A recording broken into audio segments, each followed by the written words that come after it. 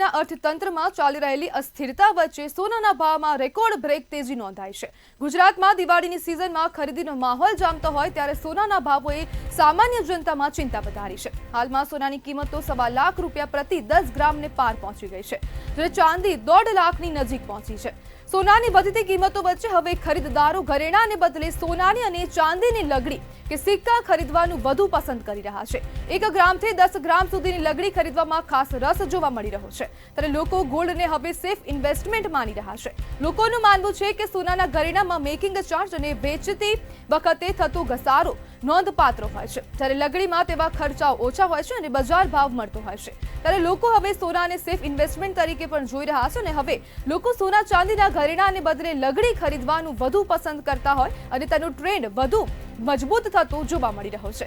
જે પ્રમાણે હવે સોનાના ભાવમાં સતત વધારો થઈ રહ્યો છે અને દિવાળીના ટાણે જે લોકો છે, જે નાગરિકો છે, તે લોકો સોનાની તરફ વધુ આકર્ષાતા જોવા મળે છે। ત્યારે આપણી સાથે જ્વેલર આશિષ ઝવેરી જોડાઈ ગયા છે। આશિષભાઈ, સોનાના ભાવમાં સતત વધારો કેમ થઈ રહ્યો છે? છેલ્લા ઘણા સમયથી ટ્રેડ વોરના કારણે ભાવની અંદર ખૂબ અસહ્ય વધારો થઈ રહ્યો છે। આપ ગત વર્ષની તુલના અગર કરવામાં આવે તો અત્યારે સારામાં સારું રિટર્ન ગોલ્ડ અને સિલ્વર, એમાં ખાસ કરીને સિલ્વરની અંદર અત્યારે સૌથી વધારે રિટર્ન મળી રહ્યું છે। ખાસ કરીને આપે દર્શકોને જે જણાવ્યું તે મુજબ ચોક્કસ હું કહીશ કે જે લોકો ઇન્વેસ્ટરો જે છે તે લોકો સોના ચાંદીના દાગીનાના બદલે લગડી અથવા સિક્કા લેવાનું એટલા માટે પસંદ કરતા હોય છે કે તેની અંદર કોઈ પણ પ્રકારની લેબર કે એવું કશું લાગતું નથી હોતું।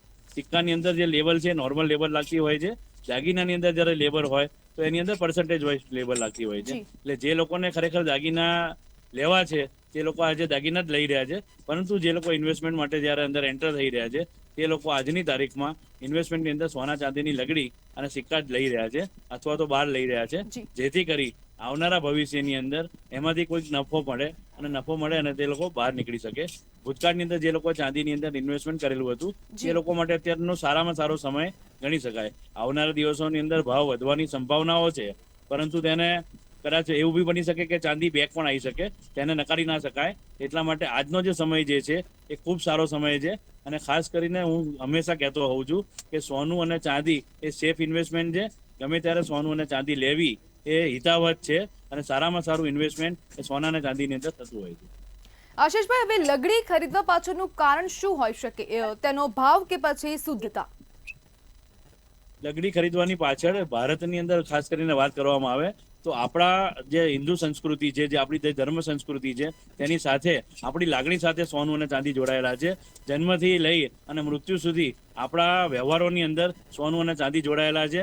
ખાસ કરીને જ્યારે બાળકનો જન્મ થાય ત્યારે તેને સોનાની નાની કાંટીથી લઈ અને જ્યારે મૃત્યુ થાય ત્યારે તેના મોઢાની અંદર સોનાનો તાર મૂકવામાં આવે છે। એટલે આપણા ધર્મ ગ્રંથિ સાથે, આપણી સંસ્કૃતિ સાથે સોનું અને ચાંદી જોડાયેલા છે। માટે સોનું અને ચાંદીની અંદર લગડીની અંદર એટલા માટે ઇન્વેસ્ટમેન્ટ કરવું જોઈએ કે આપણા એક હાર્ડ કેશ ગણી શકાય છે। આપણા સારા સમયમાં તો કામમાં આવે જ છે, પરંતુ આપણા જે ખરાબ સમયની અંદર તેની નકદ એટલે કેશ જ્યારે કરી શકાતી હોય તો તેવી આ એક જ વસ્તુ છે। અગર આપ પ્રોપર્ટીમાં ઇન્વેસ્ટમેન્ટ કરો તો એની જરૂરિયાત નથી કે એ પ્રોપર્ટી ગમે ત્યારે વેચાઈ શકે, પરંતુ સોનું અને ચાંદી એ હાર્ડ કેશ છે અને રૂટિંગ ફરતી વસ્તુ છે જે સમગ્ર દેશની અંદર, સમગ્ર દુનિયાની અંદર તમે ગમે ત્યાં જાઓ તો સોનું અને ચાંદી તમે વેચી શકો છો। જી બિલકુલ આશિષભાઈ, જોડાવા બદલ આપનો આભાર।